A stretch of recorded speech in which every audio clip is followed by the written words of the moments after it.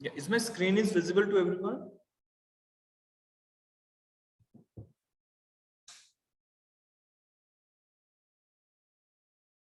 ठीक है, देखो क्वेश्चन नंबर 45 तक कर लिया था, 46 ऑनवर्ड डिस्कस करते हैं, देखते कोशिश करते हैं जितने ज्यादा आज कवर कर लें तो उतना बेटर है, बिकॉज 2 सेशंस जो हमारे मिस हुए उनको कंपनसेट करना पड़ेगा।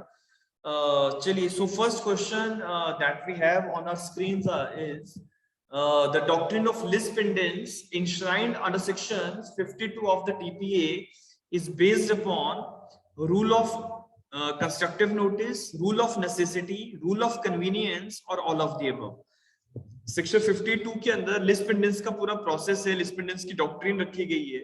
And lis pendens means that if during the pendency of the litigation one of the party transfers the property to some other person, so the other person जिसको भी property transfer हुई है, whosoever is the transferee, he is bound by the order or the decree which is to be given by the court। ठीक है, तो जो भी court का डिक्री या जजमेंट फ्यूचर में आएगा वो ट्रांसफरी उस जजमेंट से बाउंड होने वाला है।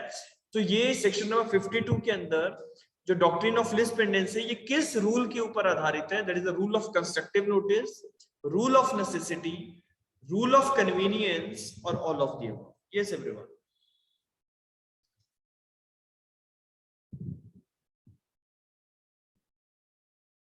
It is rule of constructive notice, rule of necessity, rule of convenience, or all of the above।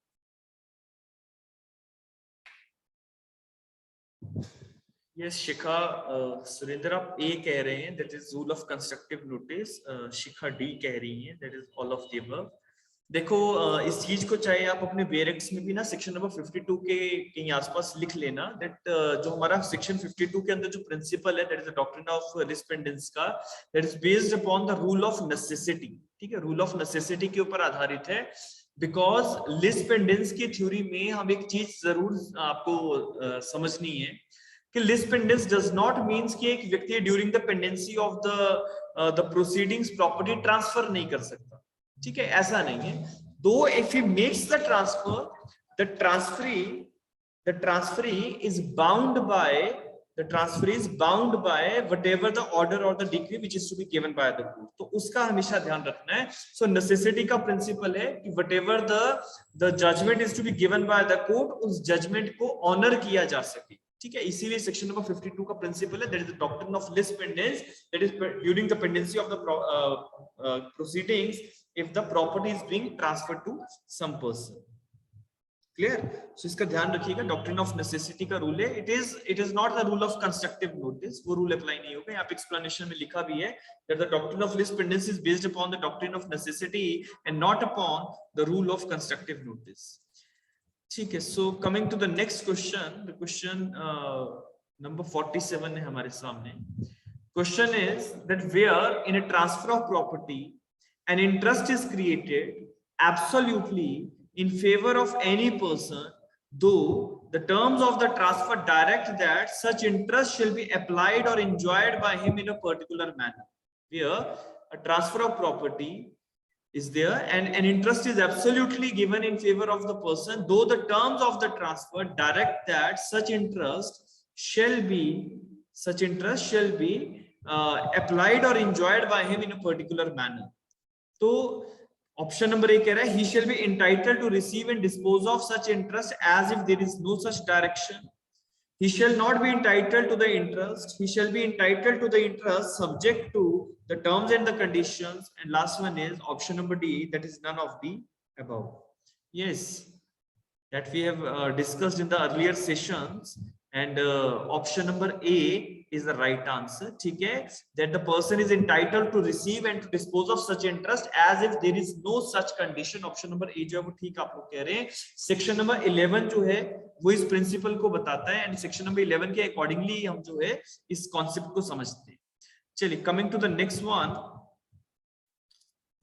ठीक है, अगला क्वेश्चन है the presumption of equity pertains to which of the following sections। ठीक है, अगर किसी को पता है तो बता दे, नहीं पता है तो अभी मैं लिखवा दूंगा कि कौन से सेक्शन में इक्विटी के प्रिंसिपल्स जो है वो रखे गए।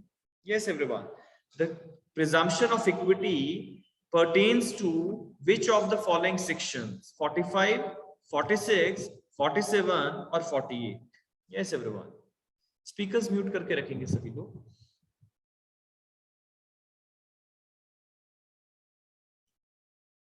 प्रिजम्पशन ऑफ इक्विटी, मैंने आप लोगों को शायद आपके बेरेक्स में मार्क भी करवाया होगा, those have taken up the whole course, ठीक है। Section which section deals with the presumption of equity, ठीक है। मेरे ख्याल से you people are not very much sure about the answer, so let me discuss over here. Question number 48, ठीक है। कैसे लिख के अगर जवाब देते तो it will be better, ठीक है। sometimes the glitches are there and I am not able to hear whatever you are saying.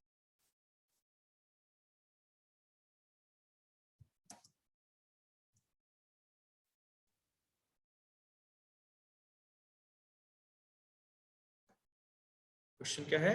Presumption of equity pertains to which of the following sections? 45, 46, 47 and 48.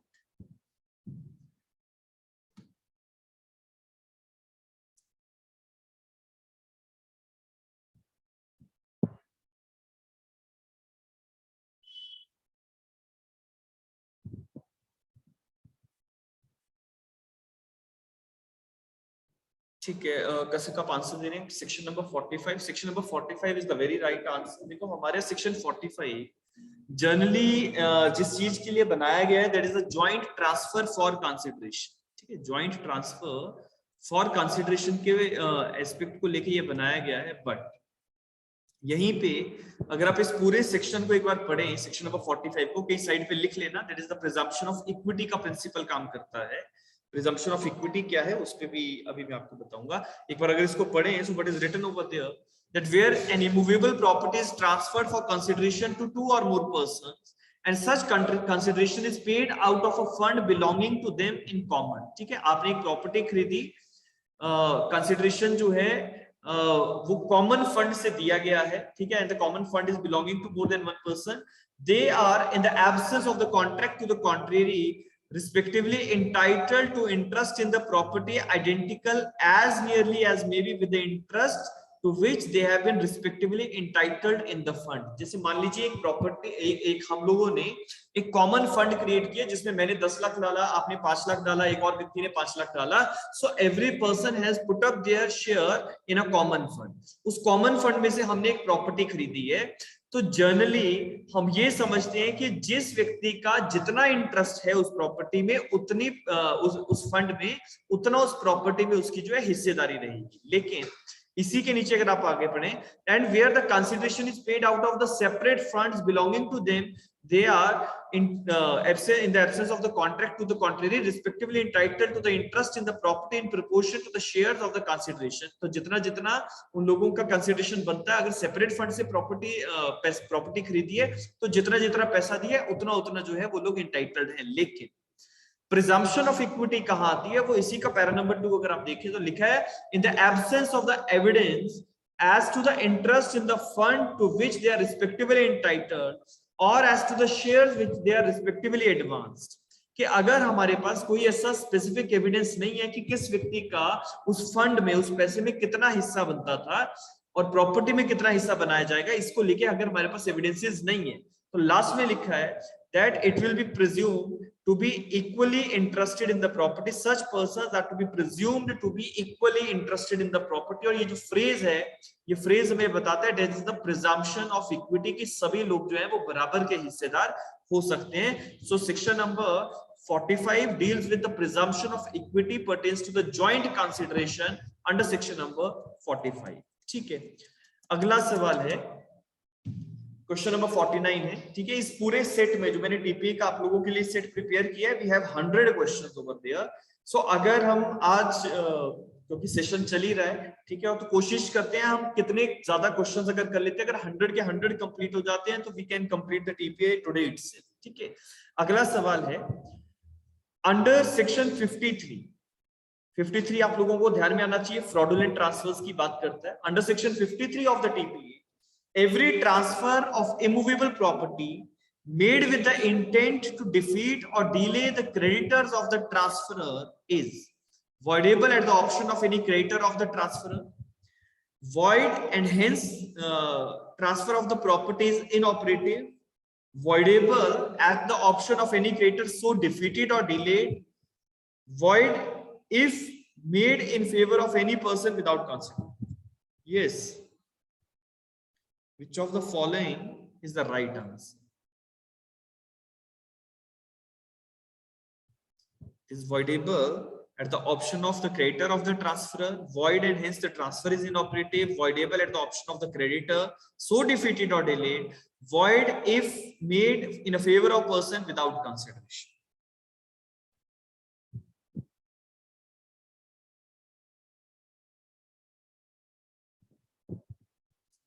Yes, everyone.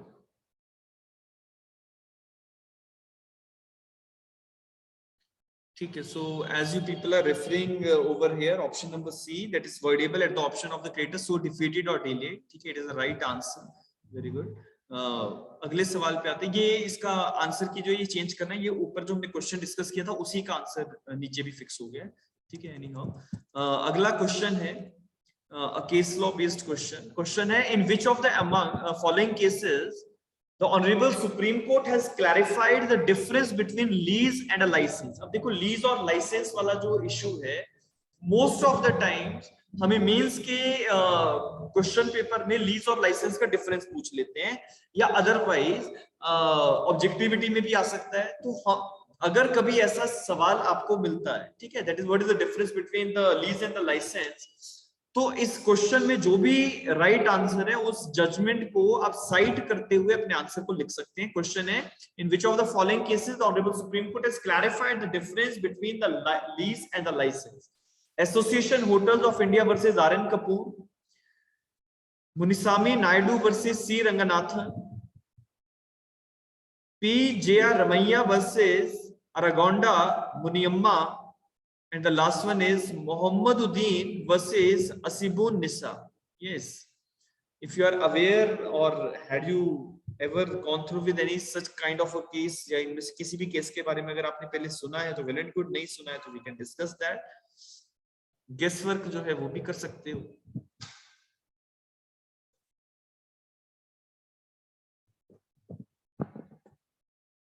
ठीक है, कसक ने guess work किया है शायद.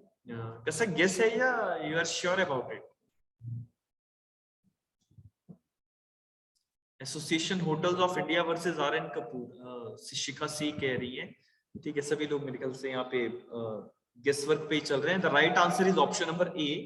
ठीक है, right answer is option number A, that is Association hotels of India versus R N. Kapoor. ठीक है, the difference between the lease and the licence was explained that in the case of Association of India, Association Hotels of India versus R.N. Kapoor का case है, इसमें lease और licence का जो difference है वो बताया गया था. ठीक है, the next question is question number 51 है, mark the correct statement in regard to the simple mortgage. simple mortgage जो है उसकी रेफरेंस में आप लोगों को सही स्टेटमेंट्स को मार्क करना है.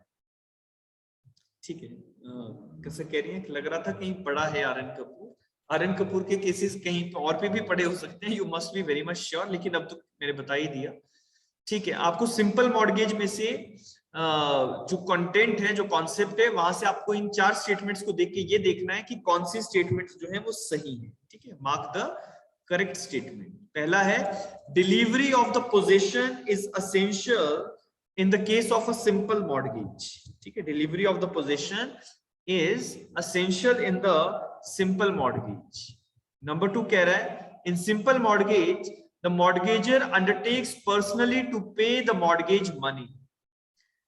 Next कह रहा है, in the event of the default to pay the mortgage money the mortgagee will have a right to get the property sold. और D कह रहा है, फोर्थ कह रहा है, the mortgagee will also get the right of foreclosure.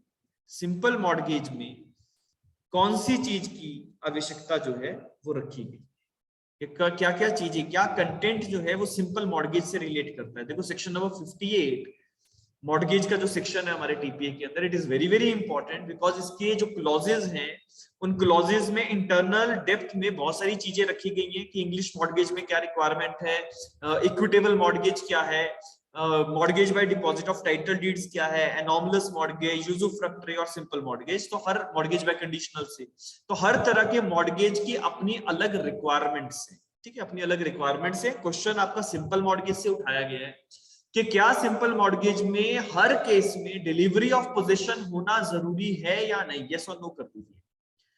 क्या delivery of position होना जरूरी है या नहीं? यस एवरीवन, ठीक है। सो सुरेंद्र जी, सिंपल मॉर्गेज में डिलीवरी ऑफ पोजीशन होना मैंडेटरी नहीं है, इट इज नॉट एसेंशियल। आप दे भी सकते हैं, ना भी दीजिए, कोई ऐसी बड़ी परेशानी नहीं है। यूजुफ्रक्टरी मॉर्गेज एक ऐसा मॉर्गेज है जिसमें आपको पोजीशन देना पड़ता है। बाकी अदर काइंड्स ऑफ मॉर्गेज में it is not necessary that you are giving the position to the opposite party. दूसरा, क्या सिंपल मॉर्गेज में मॉर्गेजर अपने आप को पर्सनली बाउंड करता है कि वो मॉर्गेज का पैसा जो है वो वापस करेगा, यस और नो? ठीक है, यस कर रहे हैं आप सभी लोग, ठीक है। सिंपल मॉर्गेज में यू अंडरटेक्स पर्सनली टू पे द मॉर्गेज मनी। अगला है कि मॉर्गेज मनी, अगर टाइम पे पैसा जो है, जो मॉर्गेज मनी है वो नहीं मिलता है आपको, तो मॉर्गेजी क्या प्रॉपर्टी को बेचने की प्रक्रिया को शुरू कर सकता है? Can the mortgagee has a right, can avail his right to get the property sold? The answer is yes, ठीक है। मॉर्गेज अगर सिंपल तरीके का है तो वहां पे प्रॉपर्टी सोल्ड करने का आपके पास रास्ता रहेगा। And last one is mortgagee will also get the right of foreclosure. क्या ये सही है या नहीं है, यस और no? Mortgagee will also get a right to go for the foreclosure. The answer is no. Foreclosure का जो अधिकार है वो सिर्फ मॉर्गेज बाय कंडीशनल सेल में होता है। So over here merely in the given statements only point जो स्टेटमेंट नंबर 2 है और स्टेटमेंट नंबर 3 है, सिर्फ वही ठीक है। So the right answer is C, ठीक है, राइट आंसर इज सी, ठीक है। शिखा बी कह रहे हो, बी में तो 1 2 3 आ रहा है ना, तो 1 2 3 में 1 जो फर्स्ट स्टेटमेंट है that is delivery of the possession is essential, ये ठीक नहीं है, ठीक है। तो only 2 and 3 are correct. 58 B को हम जो है रेफर करते हैं। अगला सवाल यूजुफ्रैक्टरी मॉर्गेज से उठाया गया है। Which of the following is a usufructuary mortgage? where without delivery of the possession of the mortgage property the mortgager binds himself to pay the mortgage money, where the mortgage where the mortgage are mortgagee आएगा यहाँ पे, where the mortgager, where the mortgager delivers possession to the mortgagee but retains the profits of the property. Next आ रहा है where the mortgager binds himself to repay the mortgage money on a certain date, और last है none of the above। Usufructuary mortgage में कौन सी चीज जो है वो आती है? आप लोगों को क्या लगता है? क्या usufructuary mortgage without the delivery of possession हो सकता है, यस और no? Yes everyone, is usufructuary mortgage can be without the delivery of possession, तो स्टेटमेंट नंबर ए गलत है। नेक्स्ट कह रहा है where the mortgagee delivers the possession to the mortgagee but retains the profits of the property। तो मतलब ये है कि जैसे मैंने आपको अपनी प्रॉपर्टी यूजुफ्रैक्टरी मॉर्गेज में दी, आप मॉर्गेजी हैं, मैं मॉर्गेजर हूं, लेकिन मैंने पोजीशन भी दे दिया, लेकिन मैंने प्रॉफिट्स ऑफ द प्रॉपर्टी को खुद अपने पास रखा है। क्या यूजुफ्रैक्टरी मॉर्गेज में ऐसा हो सकता है? यूजुफ्रैक्टरी मॉर्गेज में तो व्यक्ति को पोजीशन दे देते हैं और प्रॉपर्टी की इनकम से वो व्यक्ति अपने लोन अमाउंट को सेट ऑफ करवाता जाता है। सो जो स्टेटमेंट नंबर बी में लिखा है ये भी गलत है। अगला, where the mortgager binds himself to repay the mortgage money on a certain date, तो यूजुफ्रैक्टरी मॉर्गेज में कोई सर्टेन डेट जो है वो नहीं होती है। So option number D is the right answer. Section number 58 ये अगेन रेफर करेंगे। अगला क्वेश्चन है a provision of longer period in the matter of accumulation of the property under section 17 of the contract TPA amounts to 18 years, 20 years, 22 or 25 years। longer period is, ठीक है, बड़ी जल्दी से जवाब आ रहे हैं, that is option number A 18 years। ठीक है, very good। सेक्शन नंबर 17 में हमने ये डिस्कस किया था। ठीक है, अगला क्वेश्चन है a bit kind of an important question because TP में मैंने आपको पहले भी बताया था कि डॉक्ट्रिन्स एटसेट्रा जो है वो पूछने का एक ट्रेंड हमेशा से ही हर स्टेट में रहता है। क्वेश्चन है which among the following doctrines has been dealt under section number 73 of the TPA? doctrine of acceleration, doctrine of conditional limitation, doctrine of substituted security और doctrine of cypres. Section number 73 के अंदर कौन सी doctrine जो है वो आपको मिलती है?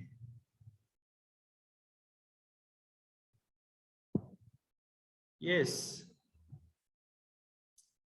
जिन लोगों ने क्लासेस लगाई हैं, ठीक है, आपको तो आंसर मुझे लगता है देना चाहिए।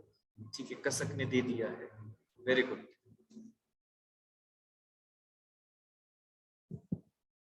देखो, जहां तक सेक्शन नंबर 73 की बात है, let me firstly take up the section over here and then I will tell you that which of the following doctrine is going to get applied in the case of section number 73। तो आप 73 अपना बेरेक्ट में भी निकालिएगा और वहीं पे जो मैं अभी मार्क करवाऊंगा उसको लिख लेना।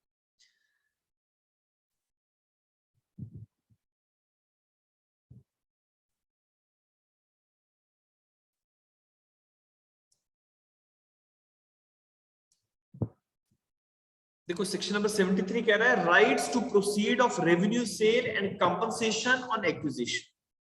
लिखा है where the mortgage property or any part thereof or any interest therein is sold owing to the failure to pay the arrears of revenue or other charges of the public nature or rent due in respect of such property, and such failure did not arise from the default of the mortgagee. The mortgagee shall entitled to claim payment of the mortgage money in whole or in part out of the surplus of the sale proceeds remaining after the payment of the arrear or the charges and deductions directed by law. ये basic सा principal रखा गया कि अगर आपने एक property जो है वो मॉर्गेज कर रखी थी, मॉर्गेजी के पास वो प्रॉपर्टी, जैसे मान लीजिए मैंने अपनी प्रॉपर्टी किसी को मॉर्गेज करी है, so the person who has given loan to me on against that particular property, तो वो मॉर्गेजी कहलाया जाएगा। तो मॉर्गेज प्रॉपर्टी किसके पास है? मॉर्गेजी के पास। वो प्रॉपर्टी जो है किसी कारण से बेची गई। क्यों बेची गई भाई? द रीजन इज कि उस प्रॉपर्टी पे कोई एरियर्स ऑफ रेवेन्यू या कोई और चार्जेस थे या रेंट एटसेट्रा ड्यू था, जिसके कारण से वो प्रॉपर्टी बेच के पैसे की रिकवरी हो रही थी। And such failure does not arise because of any default of the mortgagee. Mortgagee के इसमें कोई fault नहीं है. So mortgagee shall be entitled to claim payment of the mortgage money in whole or in part out of the surplus of the proceeds remaining after the payment of the arrears and after all charges and deductions directed by law. तो अगर वो property बिकती है, बेची जाती है, क्यों बेची गई? ताकि हम उससे जो भी हमने रिकवरी करनी थी वो कर लें। तो जो भी उसमें से सरप्लस बचेगा, मॉर्गेज मनी जो मॉर्गेजी ने लेना है, जिसने आपको उधार लिया था, उसने जो अपना पैसा रिकवर करना है, वो उसमें से वो अपना पैसा जो है रिकवर कर सकता है। So that is basically the provision in section number 73। ये चीज है। अब 73 के अंदर कोई एक्सेलरेशन का कॉन्सेप्ट हमें नहीं दिखता, कंडीशनल लिमिटेशन नहीं लिखती, लेकिन सब्स्टिट्यूटेड सिक्योरिटी का एक रूल जो है वो हमें जरूर दिखता है। तो सेक्शन नंबर 73 के आगे you please mention it that it deals with the doctrine of substituted security. ठीक है, इसको जरूर लिख लीजिएगा। कसक ने आंसर दिया था, ठीक है, बाकी तो मेरे ख्याल से क्लैरिफिकेशन नहीं होगा, लेकिन इसको आप लिख लो। Section number 73 deals with the right of proceed of revenue sale and compensation on acquisition which is also known as the doctrine of substituted security. TPA में और भी जगह सब्स्टिट्यूटेड सिक्योरिटी के प्रिंसिपल्स रखे गए हैं, उन्हीं में से एक सेक्शन नंबर 73 के अंदर भी है। तो कभी कभी आपको डायरेक्ट पूछ लेते हैं कि सब्स्टिट्यूटेड सिक्योरिटी कहां मिलेगा, तो 73 जो है वहां पे भी सब्स्टिट्यूटेड सिक्योरिटी का प्रिंसिपल रखा है। अगला सवाल, the provision of English mortgage has been discussed under which section of TPA? The provision of English mortgage has been discussed under which provision of TPA? 58D, E, F or G? Yes, under which section English mortgage is being dealt? ठीक है, so I am getting the right answer from your side, that is option number B। ठीक है, option number B जो है that is section number 58 clause number ई की बात कर रहे हैं। क्लॉज ई के अंदर इंग्लिश मॉर्गेज का जो कॉन्सेप्ट है वो रखा गया है। ठीक है, very good. The next question is under TPA, ये हमने पहले प्रोविजंस डिस्कस किए उसी में से। Under TPA it has been stipulated that the property can be transferred only absolutely, conditionally, absolutely or conditionally or none of the above. The property can be transferred absolutely only, conditionally, both, or none of the above? The right answer should be given in reference to section number 7. ठीक है, 7 बताता है ना transferor कैसे कैसे transfer जो है property को वो कर सकता है, तो accordingly you may mention the right answer to me. ठीक है, so as you people are stating that option number C is the right answer. Option number C जो है अगेन सेक्शन नंबर 7 की मैं रेफरेंस लूंगा. एब्सोल्युटली और conditionally दोनों तरीके से प्रॉपर्टी जो है वो जा सकती है. Next question is in which among the following cases can a transfer be made orally. ठीक है, इनमें से कौन सी वो चीज है जिसमें ट्रांसफर जो है वो ओरली हो सकता है? Sale of reversion, exchange under 118, a gift, and all of none of the above. In which of the following the transfer can be made orally? Sale of reversion, exchange, or under section 118, a gift, and none of the above.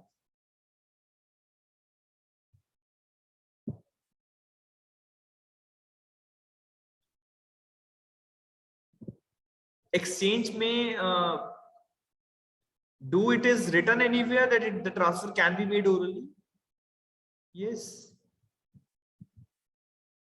क्या कहीं पे section number 118 या 19 या 20 में कहीं ऐसा लिखा है?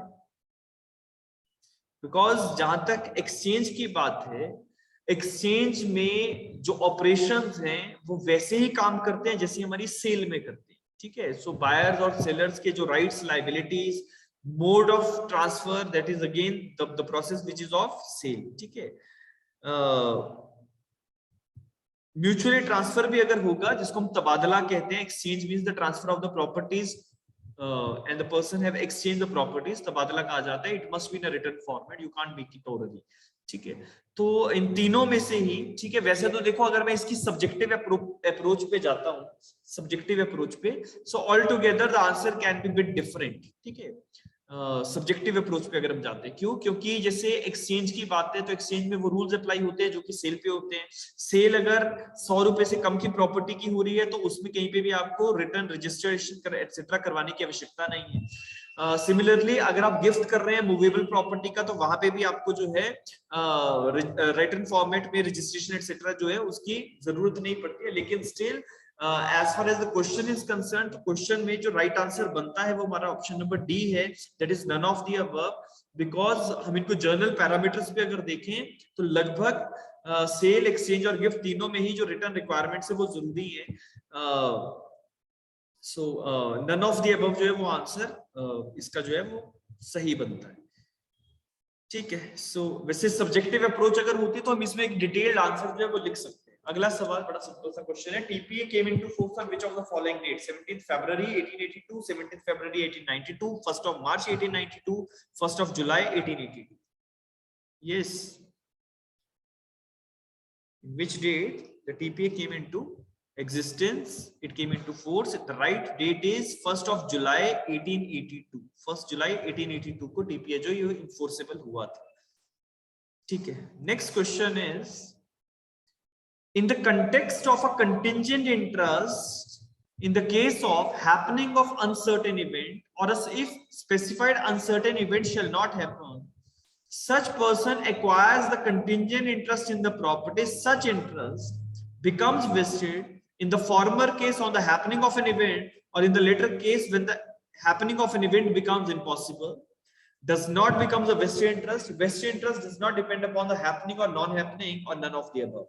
ठीक है, बड़ा ही सिंपल सवाल है. सेक्शन नंबर 21 से डायरेक्ट पूछा जा रहा है क्या लिखा हुआ है. The right answer should be, yes everyone, what should be the right answer as per you? Section number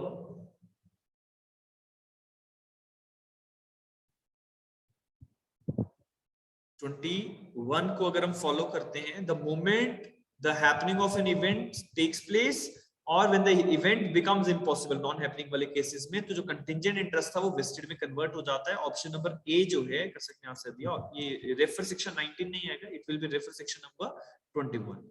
ठीक है, अगला सवाल. How many kinds of mortgages have been dealt under section number 58? कितनी तरह के मॉर्गेज जो हैं सेक्शन नंबर 58 के अंदर रखे गए?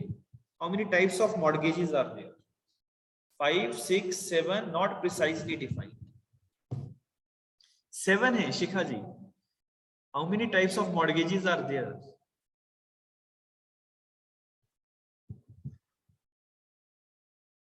ठीक है, there are not 7 kinds of mortgage, rather there are only 6 kinds of the mortgages। ठीक है, जिसमें आपका simple mortgage, mortgage by conditional sale, usufructuary mortgage, English mortgage, mortgage by deposit of title deeds and anomalous mortgage जो है, ये 6 तरह के mortgage जो है ये आते हैं। ठीक है, 7th कैटेगरी जो है वो कोई नहीं है। ठीक है, coming to the next question, section 60 to section number 90 of TPA which dealt with the provision of foreclosure and sale was repealed by contract, CPC, sales of goods और limitation। सेक्शन नंबर 86 से 90 जो foreclosure और cell की बात करते हैं, किस law के द्वारा रिपील किए गए? Which law has repealed it? बड़ा सिंपल सवाल है।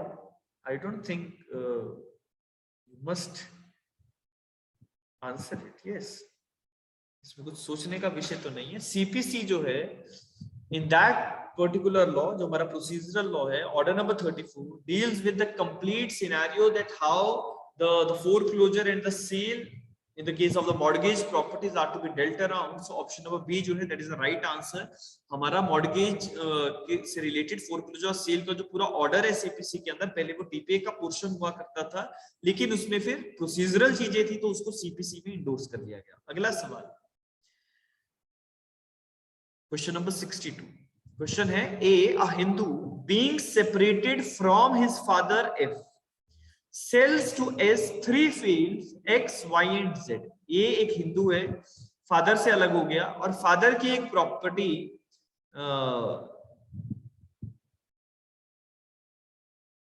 एस नाम के व्यक्ति को जो है वो बेच रहा है। 3 फील्ड्स हैं एक्स, वाई और Z, representing that A is authorised to transfer these 3 fields. उसने ये कहा कि मैं तीनों फील्ड बेच सकता हूं। However field Y did not belong to mister A. जो वाई नंबर का जो प्रॉपर्टी था वो ए को बिलोंग नहीं करता था, लेकिन after the death of his father A as a heir obtains Y, मतलब वो प्रॉपर्टी उसको मिल गई। इन द मीनवाइल S और A has not rescinded the contract for sale। जो कॉन्ट्रैक्ट था अभी subsistence में था। In such a situation, S may require A to deliver Y to him. S cannot ask A to deliver Y to him. Y can only be delivered on a new contract or on the new terms, and the earlier contract become infructuous. Which answer should be the right answers as per the given options? ठीक है सुरेंद्र, बहुत अच्छे। Option number ए, सभी लोगों ने option number A दे दिया। Section number 43 feeding the grant of estoppel से हमारा आंसर जो है वो आता है। Option number A is the very right answer.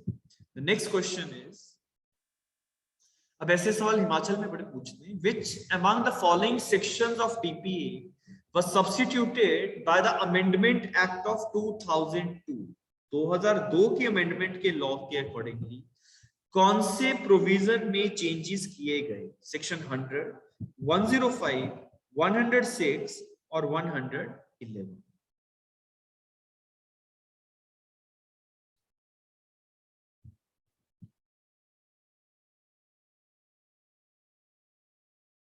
Yes, everyone.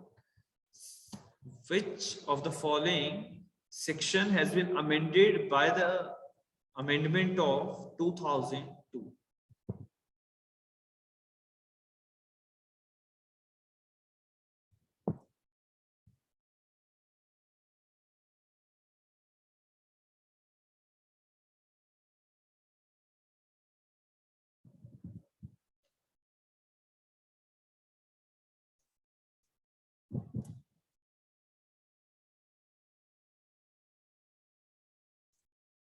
ठीक है, सो कर सकते हैं। पहले 111 का था, फिर 106 किया है। देखो जहां तक 2002 की अमेंडमेंट की बात है, 2002 में जो ज्यादातर जो अमेंडमेंट्स लाई गई उनका ऑब्जेक्ट और रीजन बेसिकली रजिस्ट्रेशन के कॉन्सेप्ट्स को लेके था। और सेक्शन नंबर 106 के अंदर ही जो अमेंडमेंट है 2002 के अंदर वो किया गया था। ठीक है, यहाँ पे आपको दिख रहा होगा सेक्शन नंबर 106 जो है, इसके यहाँ पे एक ब्रैकेट बना है। ब्रैकेट का कारण मतलब कुछ एक अमेंडमेंट हुआ है, और फुटनोट्स में अगर आप इसको क्रॉस चेक करेंगे so you'll get to know that substituted by Act number 3 of 2003 for the section 106 31/12/2002 को जो है, जो इसमें सब्स्टिट्यूशन था वो किया गया था। so right answer is section number 106। देखो टीपीए में ना कुछ बहुत ज्यादा अमेंडमेंट्स नहीं है, ठीक है, TPA does not carry that much of amendments. तो क्योंकि बहुत ज्यादा अमेंडमेंट्स नहीं है, आपको एक लिस्ट जरूर बना के रखना है कि 1929 में कौन कौन से प्रोविजंस में चेंजेस आए हैं। तो ज्यादातर एरिया 1929 में ही अमेंड हुआ था, लेकिन जो 2002 में कुछ एक प्रोविजंस अमेंड हुए थे, जैसे कि आपका पार्ट परफॉर्मेंस वाला एरिया है, वहां पे अमेंडमेंट है, रजिस्ट्रेशन के लॉज में अमेंडमेंट आया था, तो इन प्रोविजंस में भी अमेंडमेंट आना स्वाभाविक था। ठीक है, अगला सवाल जो है हमारे सामने, that is before the TPA came into existence in 1882 the transfers of immovable properties in India was governed by CPC, Indian limitation act, principles of English law and equity, और all of the above. Yes, TPA को existence में लाने से पहले, TPA को existence में लाने से पहले जो हमारा प्रॉपर्टी से रिलेटेड ट्रांजैक्शंस हुआ करती थी, ऑप्शन नंबर सी इसमें आप लोगों ने दिया, option number C is the very right answer. ज्यादा सोचने की बातें नहीं है। 1882 से पहले जितने भी हमारे ट्रांसफर्स हुआ करते थे प्रॉपर्टीज को लेके, all of those transfers are basically related with the concept of equity, justice and good conscience. ठीक है, नाउ इसमें बीच में से कुछ एक क्वेश्चंस मैंने स्किप किए हैं। The reason is we have already discussed some of those questions. ठीक है, उसमें आगे फिर से रिपीट किए होंगे। ठीक है, नेक्स्ट क्वेश्चन जो मैं लेके आ रहा हूं आपके सामने, that is match the following: doctrine of cypres, doctrine of conditional limitation, doctrine of acceleration और डॉक्ट्रिन ऑफ सब्स्टिट्यूटेड सिक्योरिटी। तो इन सभी को आपने मैच करना है सेक्शन नंबर 28, 73, 26 और 27 के साथ। तो मेरे ख्याल से डॉक्ट्रिन ऑफ सिप्रेस भी हमने क्लास में ही डिस्कस किया है, एक्सेलरेशन भी किया है, सब्स्टिट्यूटेड सिक्योरिटी भी किया है, और कंडीशनल लिमिटेशन आप जो है वो आइडेंटिफाई कर ही सकते हैं। Let me see that how you go for the matching of this particular question. Yes everyone, doctrine of cypres कहां पे है, चलो ऐसे बता दो। In which section the doctrine of Cyprus is being given?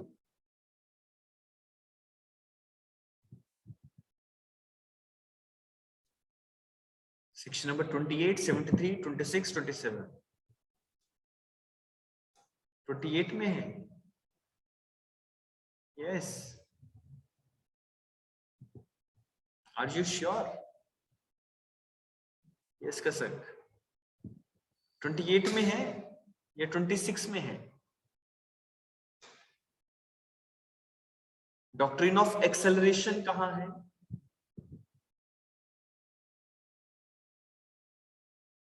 Doctrine of acceleration कहां है? Acceleration को याद करने के लिए मैंने आपको तरीका बताया था कि अगर आपने एक व्यक्ति को प्रॉपर्टी दी है और कुछ कंडीशंस लगा दी हैं, अगर वो कंडीशंस फेल हो जाती हैं, then property will go to some other person. That is the doctrine of acceleration. Yes, चलो डॉक्ट्रिन ऑफ एक्सेलरेशन तक अगर आप नहीं पहुंच पा रहे, आपको तरीका बताता हूं that how to go for the match making. जैसे अभी अभी हमने डॉक्ट्रिन ऑफ सब्स्टिट्यूटेड सिक्योरिटी किया ना, तो doctrine of substituted security section number 73 से रिलेट करता है। मेरे ख्याल से इसमें तो दोबारा समझने की जरूरत नहीं है, अभी अभी हमने एक्सप्लेन की है। तो जो ऑप्शन नंबर डी है, इसके साथ डायरेक्टली आपका पॉइंट नंबर जो 2 है वो मैच करता है। सो ऑप्शन डी के साथ पॉइंट नंबर 2, मतलब आपका ऑप्शन जो है वो इन दोनों में से कोई होना चाहिए। ठीक है, अब आगे देखते हैं। Doctrine of cypres section number 26 पे आप लोग आ रहे हैं। सो ऑप्शन नंबर ए जो है उसके साथ 3 मैच कर रहा है। सो यहाँ पे देखो दोनों में ही सेम सेम है। ऑप्शन नंबर ए के साथ 3 मैच कर रहा है, डी के साथ 2 मैच कर रहा है। सो जो ट्विस्ट है वो डॉक्ट्रिन ऑफ कंडीशनल लिमिटेशन और डॉक्ट्रिन ऑफ ये एक्सेलरेशन के बीच में आएगा। ठीक है, सो एक्सेलरेशन की डॉक्ट्रिन और कंडीशनल लिमिटेशन की डॉक्ट्रिन जो है वो आप लोगों को आइडेंटिफाई करनी है।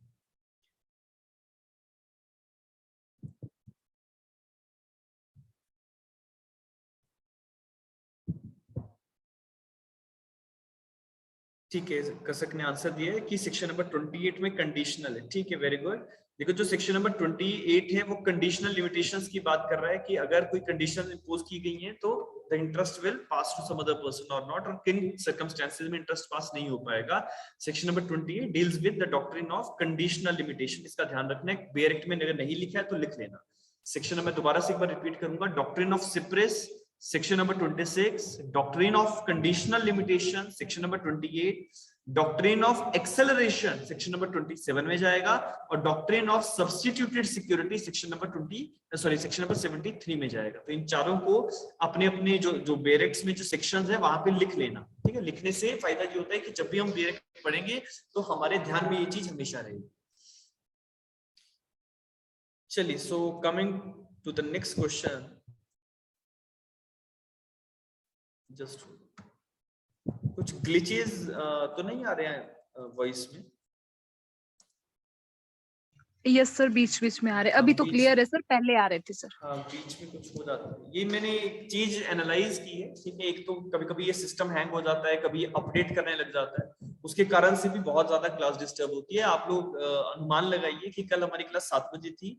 आई was there in the classroom at 6:45। ठीक है, 6:45 बजे मैं यहाँ पे बैठा था और क्लास कनेक्ट करते करते मुझे 7:15 हो गए and then I dropped it. ठीक है, तो वो इतना टाइम जो वेस्ट होता है ये अननेसेसरली चीजों की वजह से ना बहुत ज्यादा इनकन्वीनियंस होती है। आपको तो होती है, lot of inconvenience to me also. ठीक है, सो और ये चीजें ऐसी है जिनके ऊपर हमारा कुछ हो नहीं सकता, कुछ कंट्रोल नहीं है। सवाल है हमारे सामने, that which of the following is not a case related to the equity of part performance. इनमें से कौन सा जो केस है वो पार्ट परफॉर्मेंस से रिलेट नहीं करता है? Maddison versus Alderson, Arif versus Jadunath, Mian Pir Bakhsh versus Sardar Mohammad Tahir, और बेलमे वर्सेस सिवाय। बड़ा सिंपल सवाल, पढ़ते ही आ जाना चाहिए, पढ़ते ही आ जाना चाहिए। बेलमे वर्सेस सिवाई लिस्ट पेंडेंस के साथ रिलेट करेगा, और ये जो बाकी के 3 केस हैं, medicine Alderson, Arif versus Jadunath, Mian Pir Bakhsh versus Sardar Mohammad Tahir, तीनों केस किससे रिलेट करते हैं? डॉक्ट्रिन या equity of the part performance से रिलेट करते हैं। मेडिसन वर्सेस एल्डरसन का केस आप लोगों की कॉपीज पे लिखवा रखा होगा मैंने, मियां पीर बख्श का भी शायद लिखवा रखा है। ठीक है, जब हमने रजिस्ट्रेशन का सेक्शन नंबर 53 कैपिटल ए के साथ कोरिलेशन एस्टैब्लिश किया था वहां पे होगा। आरिफ वर्सेस जादूनाथ का केस की डायरेक्ट में साइड पे लिख के रख लेना, ये भी एक रेलेवेंट केस है सेक्शन नंबर 53 पे। Next question, the rights and liabilities of the buyer and seller have been discussed under 55, 56, 57, 54. Rights and liabilities of the buyer and seller are discussed under section 55, 56, 57 और 54. ठीक है, देखो 54 में क्या है? Cell का कॉन्सेप्ट है। 57 में अगर सेल कोर्ट के थ्रू होती है उसका कॉन्सेप्ट है, मार्शलिंग आ जाएगा 56 में, और 55 जो है that will tell you the rights and the liabilities of the buyer and the seller. ठीक है, सभी लोगों ने सही जवाब दिया, अच्छे से रिवीजन मेरे ख्याल से चल रही है, कोई दिक्कत नहीं है। ठीक है, बाकी मेरे ख्याल से बहुत सारे लोग आज आ भी नहीं पाए हैं, शालिनी और कुछ एक लोगों का मैसेज आया था that they will not be able to join the class, तो रिकॉर्डेड सेशन से ही कोप अप करेंगे शायद। अगला क्वेश्चन है, mark the correct statement with respect to the lease. Lease से कौन सी स्टेटमेंट्स वास्ता रखती हैं? करेक्ट स्टेटमेंट आपको उठाना है। That there is a partial transfer of certain rights in the property, either movable or immovable. क्या ये सही है? यस, लीज में पार्शियल ट्रांसफर ऑफ मूवेबल और इमूवेबल प्रॉपर्टी। ठीक है, नो कह रहे हैं आप लोग। The transfer of right in a lease can be in perpetuity. Indefinite समय के लिए हम लीज में अपने राइट्स को ट्रांसफर कर सकते हैं। यस, शिखा नो कह रहे हैं, सुरेंद्र जी भी नो कह रहे हैं, तो सेक्शन नंबर 5 उठाना पड़ेगा। ठीक है, सेक्शन नंबर 5 देखो, डायरेक्ट आप ठीक से पढ़ते हो या नहीं।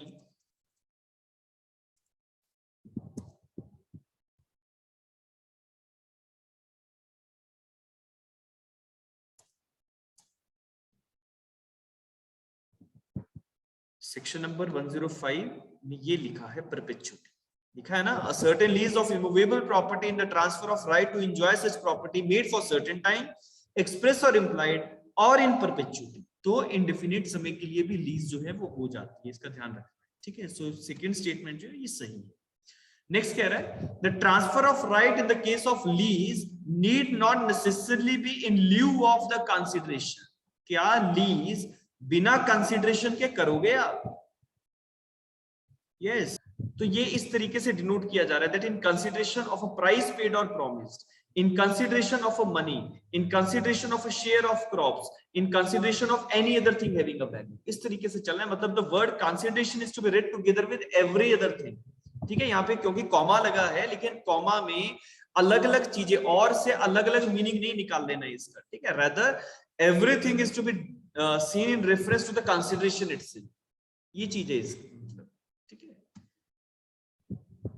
तो ऑप्शन नंबर जो सी है, जो इसमें कह रहा है ना, transfer of right in case of lease need not necessarily be in the lieu of the consideration. ठीक है, transfer of right in case of lease need not necessarily be in lieu of the consideration is wrong. The transfer of right in the case of lease will always require to be in lieu of the consideration। आप जब किसी पे अपनी property किसी को दे रहे हैं in the terms of the lease, so बदले में आपको प्राइस पेड और प्रॉमिस मिलता है, that is a consideration। लेकिन उसके आगे जो मनी, शेयरिंग, क्रॉप्स एक्सेट्रा, वो सारी जो चीजें लिखी है, that is also the consideration। So यहाँ पे जो ऑप्शन नंबर बी है हमारा, that is transfer in the case of lease can be of the perpetuity, this statement is correct, the other statements are incorrect because transfer जो है lease में lease consideration के साथ ही होगा और इमूवेबल प्रॉपर्टी का ही होता है, मूवेबल प्रॉपर्टी का लीज जो है वो नहीं होगा। लेकिन पेरेक्ट को ध्यान से समझो, यहाँ पे in consideration of a price paid और प्रॉमिस, ये एक फ्रेज में लिखा है ना, लेकिन what we used to do, we understand like this, in consideration of price paid or promise or money or share in crops etc, but no, consideration word को हम जो है सभी के साथ पढ़ेंगे। ठीक है, coming to the next question, just hold on, mark the incorrect statement है, mark the incorrect statement। The principle of the rule contained in section number 41 is not the same as of estoppel contained in 115। ठीक है, हमें incorrect statement लिखनी, ठीक है। Principle of the rule contained in 41 is not the same as of estoppel contained in 115 of the evidence act. Section 41 is based on the rule that no one can confer a higher right on property than what he himself possesses. Next कह रहा है section 41 is based upon the principles of equity and natural justice. Last कह रहा है section 41 is based upon the principle that where one of the two innocent persons must suffer from the fraud of the third party, the loss should fall on him who has created or could have prevented the opportunity for the fraud। आपको इनमें से गलत statement ढूंढना है। Yes, तो option number जो ए है वो कह रहा है कि सेक्शन 41 में जो रूल है वो सेम वैसा नहीं है जो सेक्शन 115 के अंदर रखा गया है। तो सेक्शन नंबर 115 के अंदर जो रूल रखा गया है that is the same as of section number 115 of the evidence act. तो पहला जो स्टेटमेंट है वो गलत है, ठीक है, लेकिन बाकियों का भी एनालिसिस कर लेते हैं कि एक व्यक्ति जिसको ऑस्टेंसिबल ओनर हमने बनाया, he has no right over the property but he is conferring the better title to the other person. So option number जो बी लिखा है, सॉरी जो बी स्टेटमेंट लिखी हुई है ऑप्शन नंबर बी में, दैट इज बेसिकली राइट। ठीक है, करेक्ट है। नेक्स्ट कह रहा है 41 is based upon the principle of equity and justice, ये भी ठीक है। और 41 is based upon the principal कि अगर दो इनोसेंट लोग हैं वो सफर कर रहे हैं किसी फ्रॉड किसी तीसरे व्यक्ति के कारण से, तो लॉस उसके ऊपर आना चाहिए जिसके पास अधिकार था या अपॉर्चुनिटी थी कि वो फ्रॉड को रोक सकता है। क्योंकि 41 के अंदर जो एस्टॉपल लगता है वो रियल ओनर के अगेंस्ट लगता है, तो हम 41 के प्रिंसिपल्स पे उसको जो अप्लाई करते हैं। सो option number A is the right answer. ठीक है, शालिनी भी आ गई है, option number is the right answer. ठीक है, इट इज इनकरेक्ट। 41 के अंदर जो एस्टॉपल है वो सिमिलर वैसा है जैसा हमारा 115 के अंदर है। ठीक है, ये नेक्स्ट जो क्वेश्चन है ये मैंने आपको व्हाट्सएप पे जो क्वेश्चंस डिस्कस कर रहे थे उसमें आ गया था। Coming to the next one, yeah, सवाल है that which of the following section under the TPA is an exception to section 7 of the TPA and the principle of nemo dat quod non habet rule। इनमें से कौन सा section 7 और इस rule का exception होता है? 15, 35, 45 और 54। ठीक है, the right Shalini section number 15 है। Yes, section number 15 is not at all an exception. Rather, section number 35, that is the doctrine of election, is an exception to section number 7 and the rule of never debt quod non habet. बड़ा simple तरीके से classes में हमने discuss भी किया है, copy पे भी लिखा होगा कि a person who is not having a better title is transferring the better title. A person having a defective title is transferring a better title. A person who has no power to transfer, neither he is authorized to transfer a property, still he is transferring that property. Section number 7 और ये principle nemo det quod non habet वाला जो है, इसकी exception है section number 35 के अंदर कि एक व्यक्ति जिसको कोई अधिकार नहीं है प्रॉपर्टी देने का, वो व्यक्ति प्रॉपर्टी जो है वो आगे ट्रांसफर करता है. The next question is, which among the following is not a ground for the determination of a lease by forfeiture as provided in section number 111? Which of the following is not a ground for the determination of lease by forfeiture as provided in section 111? Subletting, denial of the title, lessee is adjudged insolvent, or lessee is adjudged a convict. Yes. क्या section number 111 में ऐसी कोई बात लिखी है कि अगर लेसी को सजा हो जाएगी तो हम उससे प्रॉपर्टी खाली करवा लें? लिखा है कुछ ऐसा? Yes. Does anything is written over there? The answer is no. कोई ऐसी चीज नहीं है. लेकिन अगर लेसी प्रॉपर्टी को सबलेट करता है, लैंडलॉर्ड के टाइटल को डिनाई करता है, या लेसी इंसॉल्वेंट हो जाता है, तो हम उससे प्रॉपर्टी खाली करवा सकते हैं. अगला सवाल. A executed a deed of gift in favor of B. A ने gift deed बनाया है B के फेवर में, but directed that B was not to take the possession of the portion of the property until after the death of A and A's wife. ठीक है, लिखा है कि A कह रहा है कि मैं आपको गिफ्ट कर रहा हूं, लेकिन डायरेक्शन है कि आप पोजेशन नहीं लेंगे until after the deaths of A and A's wife. तो B का जो A का जो A ने जो B का इंटरेस्ट क्रिएट किया है वो कैसा है? B's interest is vested, it is contingent, B has no interest in the gift as it is for the future, or none of the above. Yes, vested है, contingent है, या कोई इंटरेस्ट नहीं. ठीक है, so as you people are stating over here कि उसका interest जो है वो वेस्टेड है. Definitely fine. वेस्टेड क्यों है? क्योंकि आपने सिर्फ एंजॉयमेंट को पोस्टपोन किया है और जो इवेंट रखा गया है वो इवेंट सर्टेन है. Death is certain and the enjoyment is postponed. It does not mean you don't have a vested interest. अगला सवाल. चलो वही सवाल रिपीट हो रहा है.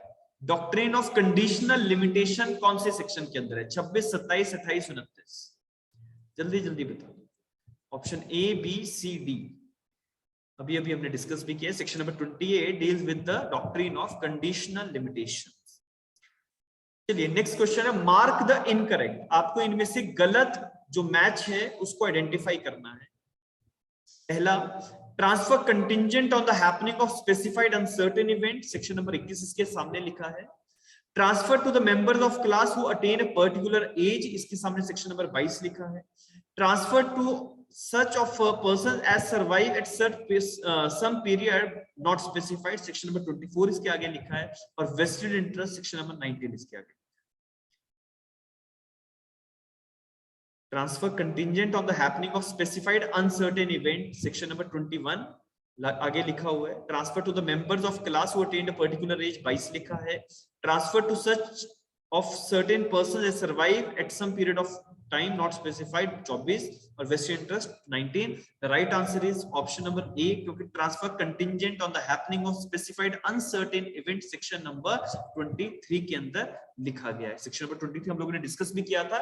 सिर्फ ट्रांसफर कंटिंजेंट से संबंध समझना. 21 के अंदर कंटिंजेंट इंटरेस्ट लिखा गया है. कंटिंजेंट इंटरेस्ट कब होगा? Happening non happening of the event में अगर कंटिंजेंट इंटरेस्ट रहता है, अगर वो इवेंट हो जाते हैं या इम्पॉसिबल होते हैं तो वो वेस्टेड में कन्वर्ट हो जाता है. ये सेक्शन 21 कहता है. लेकिन transfer contingent of the happening of uncertain event का जो प्रॉपर एक्सप्लेनेशन है वो सेक्शन नंबर 23 जो है वो डिफाइन करता है. ठीक है, अगला सवाल. हमने अपॉर्शनमेंट का प्रोसेस डिस्कस किया था सेक्शन नंबर 36 और 37 के अंदर. ठीक है, apportionment of estate and apportionment of the incomes etcetera की बात हमने डिस्कस करी थी. वहीं से सवाल उठ रहा है कि ए नाम के व्यक्ति ने बी, सी और डी को अपना एक मकान है कानपुर में जिसको लीज पे उसने ई को दिया था और एनुअल रेंट 30,000 रुपए आता है, और ए नाम का व्यक्ति जो लेसी है वो एक बफेलो भी डिलीवर करता है। लिखा है A sells B C D a house situated in Kanpur and it is leased to E with an annual rent of 30,000, delivery and a delivery of a buffalo. B having provided half of the purchase money and C and D one half. तो B ने जो है वो आधे पैसे दिए और C और D ने 1/4 पैसा दिया है। जैसे मान लो 1 लाख रुपए की प्रॉपर्टी है तो B नाम के व्यक्ति ने 50,000 दिया है और C और D ने 25,000 मिला के वो प्रॉपर्टी खरीदी है। ई को जो लेसी है उसको इस सारी बात का नॉलेज है, नोटिस है। तो ई जो है किराया कैसे देगा, लेसी जो है वो जो एनुअल रेंट है वो कैसे देगा। ई must pay 15,000 and a buffalo to B and C and D को जो है 7,500 रुपए देगा। अगला कह रहा है ई must pay 15,000 to B and 7,500 to C and D and keep the buffalo with himself. अपने पास बफेलो रख लिया, पैसे दे दिए। सी कह रहा है E must pay 15,000 to B, 1,700 to C and D, must deliver the buffalo according to the joint direction of BCD. और लास्ट कह रहा है either A or B or C. The right answer as given by you people is option number C. Very good. ठीक है, section number 37 से सवाल तक हम लोगों ने डिस्कस कर लिया। अगला सवाल है X owes money to Y who transfers the debt to Z. X ने Y का पैसा देना था और Y ने वो ट्रांसफर जो डेट था वो ट्रांसफर कर दिया Z को। Y then demands the debt from X who has not received the notice of transfer pays Y. The transfer is valid, void, voidable, regular. Question में थोड़ा सा समझा देता हूं। एक्शनेबल क्लेम ट्रांसफर हुआ है। एक X नाम के व्यक्ति ने Y नाम के व्यक्ति का पैसा देना था, ठीक है। जैसे X ने Y का पैसा देना है तो Y ने क्या किया, अपना जो एक्शनेबल क्लेम है, जो पैसा रिकवर करना है उसने, वो एक्शनेबल क्लेम उसने Z को ट्रांसफर कर दिया। तो बेसिकली जो एंटाइटलमेंट है क्लेम करने की पैसे की वो Z की बन चुकी है। और बेचने के बाद एक्शनेबल क्लेम ट्रांसफर करने के बाद Y ने जो ट्रांसफरर है एक्शनेबल क्लेम का, Y ने X से अपना पैसा उधार वापस मांग लिया और X को इसके बारे में जानकारी नहीं थी तो उसने Y को पैसा दे दिया, ठीक है। जैसे मैं आपको चलो एक एग्जांपल देता हूं कि जैसे मान लीजिए मेरी अभी क्लास में कसक और सुरेंद्र है, दोनों का मैं एक एग्जांपल दे रहा हूं। कसक, मान लीजिए आपने सुरेंद्र से 10,000 रुपए उधार लिए हैं, ठीक है, and Surendra is a creditor. अब इसके पास एक एक्शनेबल क्लेम है कि वो आपसे 10,000 रुपए की रिकवरी कर सकता है। सुरेंद्र ने अपना एक्शनेबल क्लेम जो है वो मुझे बेच दिया, तो now I am entitled to recover the debt. तो मैं आपसे पैसा जो है वो क्लेम कर सकता हूं, लेकिन आपको इस चीज की जानकारी नहीं थी कि सुरेंद्र ने अपना एक्शनेबल क्लेम मुझे ट्रांसफर किया है और बावजूद इसके उसने आपसे पैसा जो है वो क्लेम कर लिया और आपने उसको पैसा दे भी दिया। तो ये जो ट्रांसफर हुआ है ये वैलिड है, वॉइड है, वॉइडेबल है या रेगुलर, ये आंसर आपको देना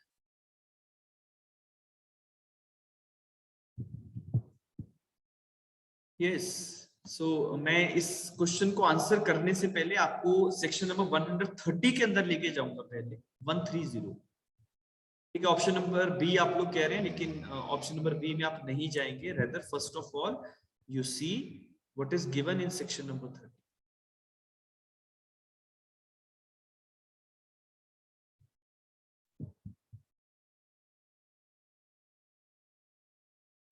एक काम करते हैं, इलस्ट्रेशन पे सबसे पहले मैं आपको लेके आता हूं, ठीक है। इलस्ट्रेशन कह रहा है A owes money to B who transfers debts to C then demands the debt from A. A ने B का पैसा देना था, ठीक है। B ने अपना डेट C को ट्रांसफर कर दिया और B then demands the debt from A. तो B ने पैसा जो है A से फिर से क्लेम कर लिया। Who has not received the notice of the transfer? A को कोई जानकारी नहीं थी एक्शनेबल क्लेम ट्रांसफर हो चुका है। As prescribed in section number 131, उसने B को पैसा भी दे दिया। The payment is valid and C cannot sue A for the debt. तो ट्रांसफर जो है, जो पेमेंट जो हुई है वो कैसी रहेगी? Yes, option number A, B और सी और डी में से राइट आंसर कहां से निकला? सेक्शन नंबर 130 इलस्ट्रेशन में से हमने जो है राइट आंसर निकाला। And the payment will be considered to be valid. The reason is उस व्यक्ति को ट्रांसफर ऑफ एक्शनेबल क्लेम के बारे में कोई भी जानकारी नहीं थी। तो आप लोग जितने भी वॉइड लिख रहे थे यहाँ पे, इसमें एक चीज समझ में आती है कि आपने एक्शनेबल क्लेम का एरिया डिस्कस या पढ़ा जो है वो नहीं है, ठीक है। इलस्ट्रेशंस बड़े ध्यान से पढ़िएगा, बड़ी इजी इलस्ट्रेशन है, समझ में आ जाती है, कहीं दिक्कत आएगी पूछ लीजिए। The next question is question number 82. आज इसको हम क्लोज कर रहे हैं, ठीक है। टीपीए में this complete set covering approximately 100 questions, 82 तक तो पहुंचेगी, तो I don't think it is feasible to take a separate session for 15 questions only, ठीक है। तो question number 82 पे आ रहे हैं। A notice under section number 111 of the TPA can be waived by express or implied consent of a person to whom it is given, implied consent of a person, express consent of a person to whom it is given by notice of from either party। Notice जो जाता है 111 के अंदर determination of the lease का, उस lease को terminate करने के नोटिस को आप कैसे वेव कर सकते हैं, एक्सप्रेस और इंप्लाइड कंसेंट से, सिर्फ इंप्लाइड कंसेंट से, सिर्फ एक्सप्रेस कंसेंट से, या notice from the either party. Yes, the right answer is option number A, express और इंप्लाइड दोनों तरह से आप जो है कंसेंट दे सकते हैं। सेक्शन नंबर 111 के अंदर रखा गया है, the notice under 111 can be waived by express or implied consent of the person to whom it is given। ठीक है, ठीक है, option number is the right answer. अगला सवाल है मॉर्गेज से, which section of the following mortgage requires compulsory registration even if the principal money secured is less than ₹100। Section number 59 में आप लोगों को मैंने क्लास में जब डिस्कस किया होगा तो ये पूरा एक चार्ट बना के दिया था कि कौन से मॉर्गेजेस में कंपल्सरी रजिस्ट्रेशन की रिक्वायरमेंट है, किसमें रजिस्ट्रेशन की रिक्वायरमेंट बिल्कुल नहीं है, किसमें एक अलग तरीके से हम जो है वो देखते हैं। Mortgage by deposit of title deeds, usufructuary mortgage, simple mortgage, mortgage by conditional sale, किसमें कंपल्सरी रजिस्ट्रेशन की जरूरत है if the principal money secured is more than ₹100। Yes everyone, ये सवाल ट्विस्ट करते हैं, ध्यान रखिएगा, सवाल ट्विस्ट करते हैं ऐसे। सुरेंद्र आप ए कह रहे हो, mortgage by deposit of title deeds, Shikha C कह रही हैं, कसक भी सी कह रही हैं, और राइट आंसर जो है वो भी सी है कि सिंपल मॉर्गेज में रजिस्ट्रेशन कंपल्सरी है। जरूरी नहीं है कि आप देखें कि वो 100 रुपए से ज्यादा का प्रिंसिपल अमाउंट है या कम है, नॉट रिक्वायर्ड। लेकिन mortgage by deposit of title deeds etcetera में जो रूल्स हैं वो अलग तरीके से काम करते हैं, ठीक है। तो right answer is option number C, simple mortgage. Copy उठा लेना, टीपीए में जहां पे हम डिस्कशंस कर रहे होंगे सेक्शन नंबर 59 की चार्ट बनवा रखा होगा कॉपी के अंदर, उसको फॉलो अप कर लेना, वहां से सही जो एक डायरेक्शन है वो मिल जाएगा। कॉपी को आप लोग नहीं पढ़ते इसलिए यहाँ पे गड़बड़ हो जाती है, क्योंकि बेरिक में जो लिखा है ना 59 के अंदर उसको थोड़ा सा समझना टेक्निकल हो जाता है, तो उसको एक प्रॉपर चार्ट के थ्रू अगर हम समझते हैं तो थोड़ा सा इजी रहता है। क्वेश्चन आ रहा है नेक्स्ट हमारा सेक्शन नंबर 26 से आ रहा है, A transfers 5,000 to B on a condition that he shall marry with the consent of C, D and E. E dies, B marries with the consent of C and D. The transfer is valid, invalid, valid only if the court confirms, none of the above. The right answer is option number A. It is valid because the condition has been substantially complied with। Section number 27 कहता है ना कि या तो condition meet up कर ले या substantially उसको कंप्लाई करने की कोशिश करे। अगला सवाल, which of the following cases relates to the rule of double possibilities? Madison versus Alderson, Cooper versus Cooper, Balme versus Sabine and Whitway versus Mitchell। Double possibility का रूल किस केस के अंदर रखा गया है? पहले भी ये सवाल हमारे पास आया था, आज फिर आया है और जवाब फिर गलत है। कमाल करते हो, कमाल करते हो सुरेंद्र, आप तो और भी कमाल पे। डबल पॉसिबिलिटीज का रूल लो, शालिनी और ज्यादा कमाल पे। देखो, Maddison versus Alderson part performance, Cooper versus Cooper election, Bellamy versus Sabine lis pendens और विचवे वर्सेस मिशेल सेक्शन नंबर 13, ठीक है। That is benefit of the unborn person के लिए जब प्रॉपर्टी जाती है तो विचवे वर्सेस मिशेल 1890 का केस है जिसमें रूल ऑफ डबल पॉसिबिलिटी या ओल्ड रूल अगेंस्ट परपेचुइटीज के प्रिंसिपल्स की बात आई थी, ठीक है। रूल ऑफ डबल पॉसिबिलिटी क्या है कि बच्चा जन्म ले भी सकता है, नहीं भी ले सकता है। अगर ले लेता है तो वेस्टेड इंटरेस्ट, नहीं लेता है तो कंटिंजेंट, ठीक है। लेकिन ये ABCD आई डोंट नो कैसे आप लोग ये आंसर कर रहे थे, ठीक है। मेडिसन वर्सेस एल्डरसन तो लैंडमार्क जजमेंट है पार्ट परफॉर्मेंस के ऊपर, कूपर वर्सेस कूपर इलेक्शन के ऊपर आ जाता है, बेल्मी वर्सेस सेबाइन सी शालिनी कह रही थी, मेरे ख्याल से गलत से टाइप हो सकता है, ऐसी गलती होनी नहीं चाहिए, 52 में आता है। और विचवे वर्सेस मिशेल का जजमेंट सेक्शन नंबर 13 से रिलेट करता है। अगला सवाल, For the purpose of transfer under TPA, a company is deemed to be a natural person, artificial person, juristic person, living person. For the purpose of TPA, company क्या है? Company हमारे लिए क्या है? जुरिस्टिक पर्सन है? Yes का sir. Section number 5 का explanation पढ़ो, सेक्शन नंबर 5 का एक्सप्लेनेशन पढ़ो। लिविंग पर्सन है company, association of persons, body of individuals हमारे लिए एक लिविंग पर्सन के तौर पे माने जाते हैं। कंपनी लॉ कहता है ये जुरिस्टिक पर्सन होंगे, कंपनी लॉ कहता है, लेकिन टीपीए कहता है हमारे लिए ये लिविंग पर्सन। ठीक है, ऑप्शन नंबर डी। अगला सवाल सेक्शन नंबर 65 कैपिटल ए से, मॉर्गेज से एरिया से, थोड़ा सा इंटरनल एरिया से सवाल उठता है। क्वेश्चन है, mark the incorrect with respect to the mortgagor's powers to lease the mortgaged property under section 65 capital A. कि मॉर्गेजर जो है वो मॉर्गेज प्रॉपर्टी को 65 कैपिटल ए के अंदर किस तरीके से मॉर्गेज कर सकता है। इनकरेक्ट स्टेटमेंट आपको आइडेंटिफाई करना है। Incorrect, a mortgager while lawfully in the possession of a mortgaged property shall have the power to make a lease which shall be binding on the mortgagee. Every such lease shall take effect from the date not later than 3 months from the date on which it is made. In case of a lease of the buildings, whether leased with or without the land on which the duration of the lease shall in no case exceed 3 years. And no lease shall contain a covenant of renewal. आपको जो है incorrect statement identify करना। Section number 65 अगर बारीकी से पढ़ा है तभी आंसर कर पाओगे। पहले तो 65 कैपिटल ए पढ़ा है या नहीं पढ़ा है ये देखिए, फिर आंसर आएगा।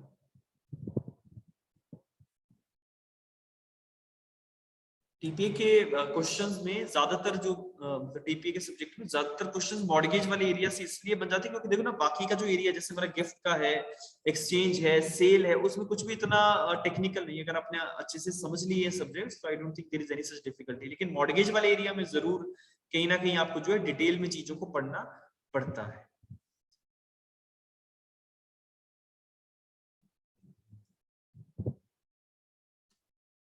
ये ठीक है, every such lease shall take effect from a date not later than 6 months from the date on which it is made. ठीक है, तो the lease will take effect not later than 6 months। तो यहाँ पे क्या लिखा है, नॉट लेटर देन 3 months। ठीक है, तो the right option should be option number B. Every such lease shall take effect from the date not later than 6 months from the date on which it is made। तो ये date हमेशा याद रखिएगा। और section number 65 capital ए को जो इसके starting के 5 प्रोविजंस हैं इनको जरूर डिटेल में एक बार गो थ्रू करना है। ठीक है, मॉर्गेजर्स पावर ऑफ लीज की बात कर रहा है।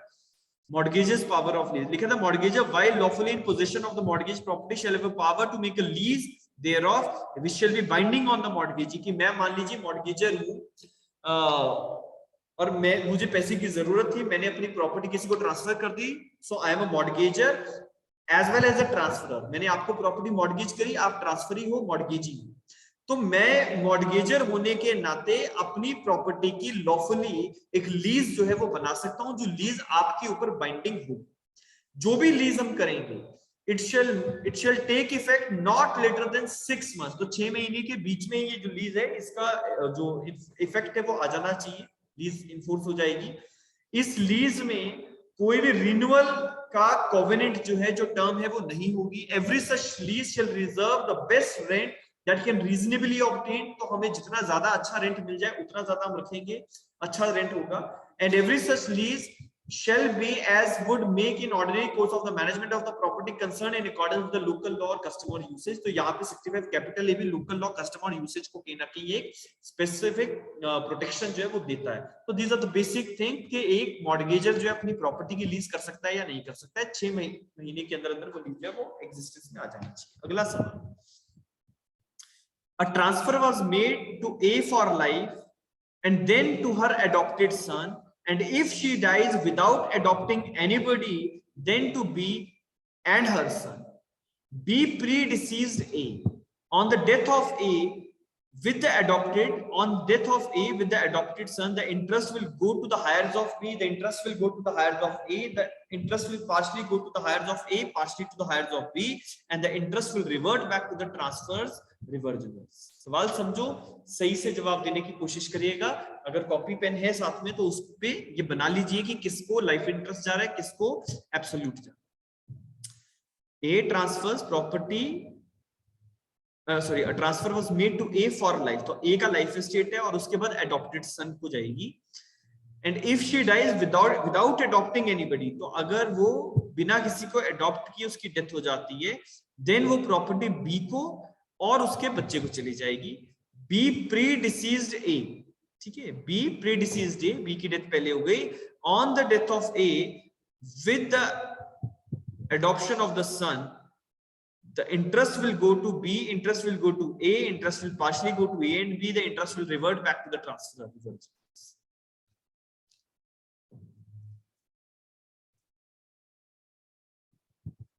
Yes, सवाल समझ रहे हैं? सुरेंद्र कह रहे हैं कि इंटरेस्ट जो है वो रिवर्ट बैक कर जाएगा, ठीक है। सर लास्ट वाली लाइन तो समझ नहीं आ रही है, मतलब बी।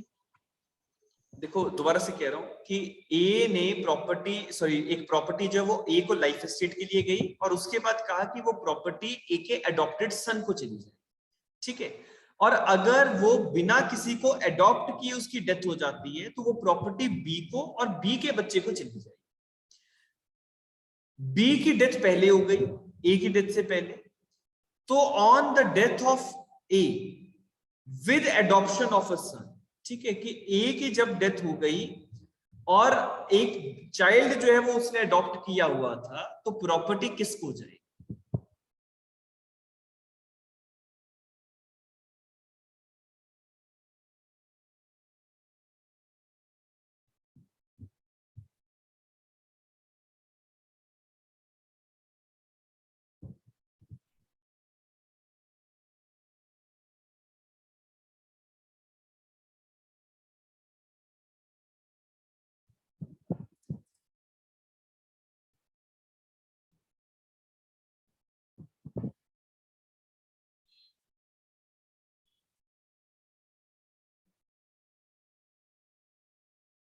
ठीक है, चलो मैं छोटी सी दो चीजें पूछ लेता हूं। यहां पे वेस्टेड इंटरेस्ट और कंटिंजेंट इंटरेस्ट पहले आप आइडेंटिफाई करेंगे। क्या बी का इंटरेस्ट वेस्टेड है या कंटिंजेंट? Sir contingent. ठीक है, सो बी का जो इंटरेस्ट है वो कंटिंजेंट है कि अगर ए जो है वो बिना किसी को अडॉप्ट किए मर जाती है तो प्रॉपर्टी बी को जाएगी, अदरवाइज प्रॉपर्टी जो है वो ए और उसके अडॉप्टेड सन के पास जाएगी, ठीक है। मतलब ए के अडॉप्टेड सन के पास जाएगी, ए के पास लाइफ एस्टेट है और उसके बाद उसके अडॉप्टेड सन के पास। बी प्रीडिसीज्ड ए, बी की डेथ हो गई पहले, on the death of A, अब ए की जब डेथ होगी with the adoption of a son, तो प्रॉपर्टी किसको जाएगी? The property will go to the property will go to the heirs of A, लिखा है ना, since the interest of B was only contingent and the contingency being that you should die without making an adoption, ठीक है। सो अगर वहां पे ये जो चीज है, ठीक है, कि अगर उसकी डेथ होती बिना एडॉप्शन किए तो प्रॉपर्टी बी को जाती, लेकिन बी की डेथ हो गई और ए की डेथ से पहले, तो ए की डेथ के बाद, और उसने चाइल्ड भी अडॉप्ट कर लिया है, तो ए की डेथ के बाद the property will go to the heirs of A, ठीक है। सो ये जो है ऑप्शन नंबर ए जो था that is the right, sorry option number B is the right answer, ठीक है। आप लोगों ने कुछ ने डी कहा है कि प्रॉपर्टी रिवर्ट बैक करेगी, रिवर्ट बैक नहीं करेगी। यहाँ पे कोई वो बात नहीं है, अनबॉर्न पर्सन वाला कोई कॉन्सेप्ट अप्लाई मत करने लग जाना।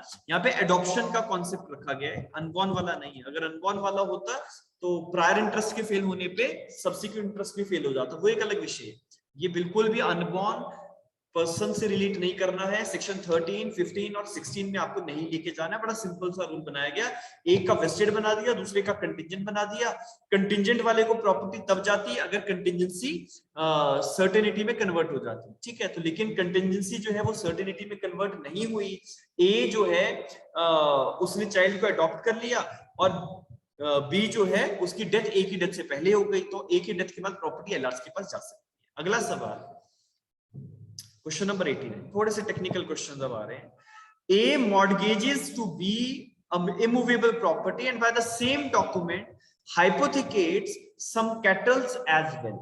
A ने B को कुछ प्रॉपर्टी मॉर्गेज की है और उसी इंस्ट्रूमेंट के थ्रू अपने कुछ पशु जो थे, कैटल जो थे, वो उसको हाइपोथिकेट किए, मतलब कैटल्स के बदले में भी कुछ पैसा उसने लिया. A then mortgages the immovable property alone to C. ठीक है, उसने फिर सिर्फ और सिर्फ इमूवेबल प्रॉपर्टी जो थी वो C को ट्रांसफर कर. B obtains the decree on his mortgage. B ने जो पैसा दे रखा था उसने उसके अगेंस्ट एक केस फाइल किया और डिग्री ले ली. C claims the right to marshal and contends that the B should firstly proceed against cattle. The claim of C is good and sustainable. The claim of C is unsustainable. The process of marshalling depends upon the discretion of the court or none of the above. सवाल समझे या नहीं समझे? नहीं समझे तो मैं हिंदी में एक बार एक्सप्लेन जरूर कर देता हूं. सवाल ऐसा है कि मैंने एक व्यक्ति से पैसा उधार लिया और उसको अपनी प्रॉपर्टी गिरवी रखवा दी. जो प्रॉपर्टी मैंने उसको मॉर्गेज की है उसके साथ साथ मैंने उसको कुछ पशु भी, कुछ कैटल्स भी हाइपोथिकेट किए हैं. अब मेरे कैटल्स के ऊपर और मेरी प्रॉपर्टी के ऊपर जो राइट बनता है वो मॉर्गेजी का बन चुका है, मिस्टर बी का. फिर उसके बाद मैंने अपनी सिर्फ वो इमूवेबल प्रॉपर्टी सी नाम के व्यक्ति को मॉर्गेज कर दी, मतलब सी को कैटल्स मॉर्गेज नहीं हुए, सिर्फ प्रॉपर्टी. तो मेरे पास मेरे दो मॉर्गेजेस हैं, one is mister B and one is mister C. B नाम के व्यक्ति ने एक डिक्री ले ली मेरे अगेंस्ट, ठीक है, मॉर्गेज में. तो जो सी है वो कहता है कि आप अपना पैसा पहले जो है कैटल्स के अगेंस्ट रिकवर कर लो, अगर रिकवरी नहीं हो पाई तो फिर प्रॉपर्टी को अटैच करना, जो मार्शलिंग का प्रोसेस होता है. ऑप्शन आ रहे हैं कि क्या सी का क्लेम गुड और सस्टेनेबल है, क्या सी का क्लेम अनसस्टेनेबल है, क्या मार्शलिंग कोर्ट की डिस्कशन के ऊपर डिपेंड करेगा, या इनमें से कोई नहीं.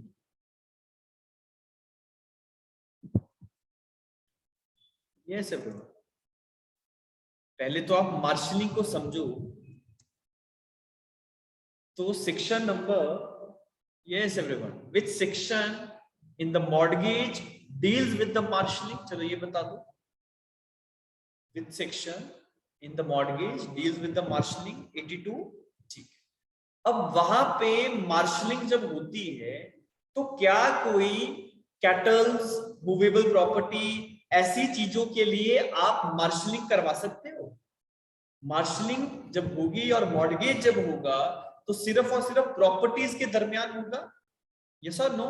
ठीक है, सेक्शन नंबर 81, 82 आप लोग यहाँ पे रेफर कर रहे हैं, ठीक है. लेकिन as far as the concept of the marshalling is concern, we have to see कि क्या मार्शलिंग किसी मूवेबल प्रॉपर्टी, किसी कैटल एटसेट्रा के अगेंस्ट आप एंटरटेन करवा सकते हो या नहीं करवा सकते हो. Section number 81 deals with the marshalling of the securities.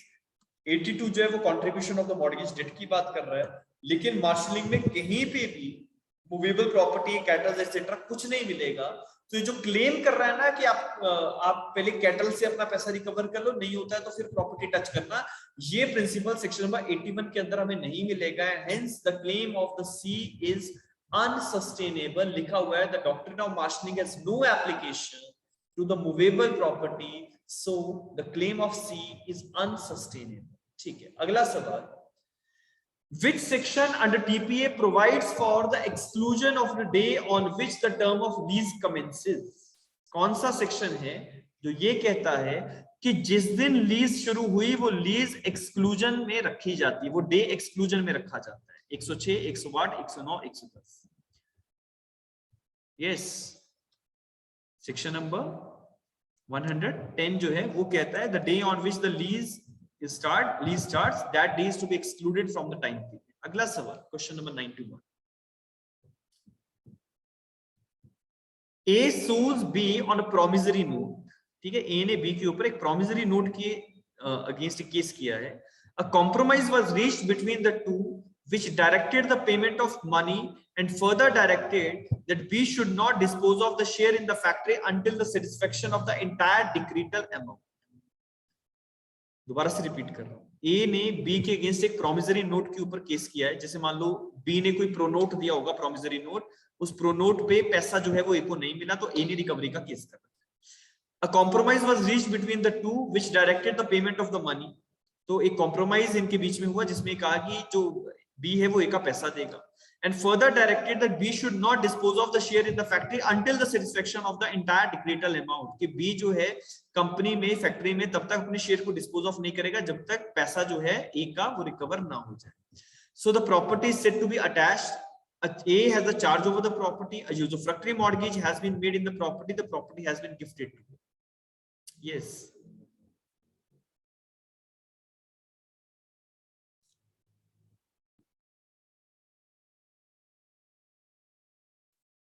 ठीक है, चलो तो मैं इस पे ज्यादा कुछ ट्विस्ट नहीं लेके आऊंगा.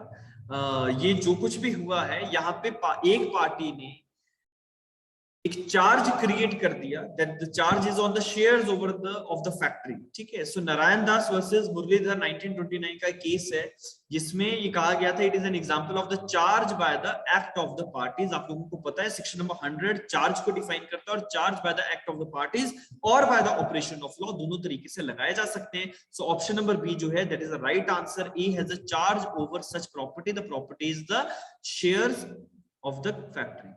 ठीक है, next question.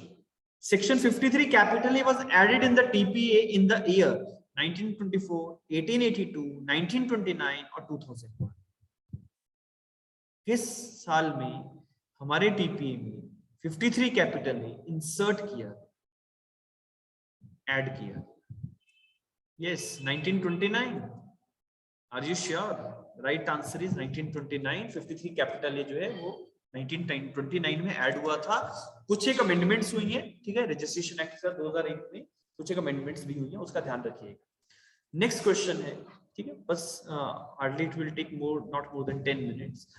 Next question is mortgage where the mortgagor delivers the possession to the mortgagee and authorizes him to retain the possession until the enjoyment payment of the mortgage money is simple mortgage, usufructory, English or mortgage by conditional sale.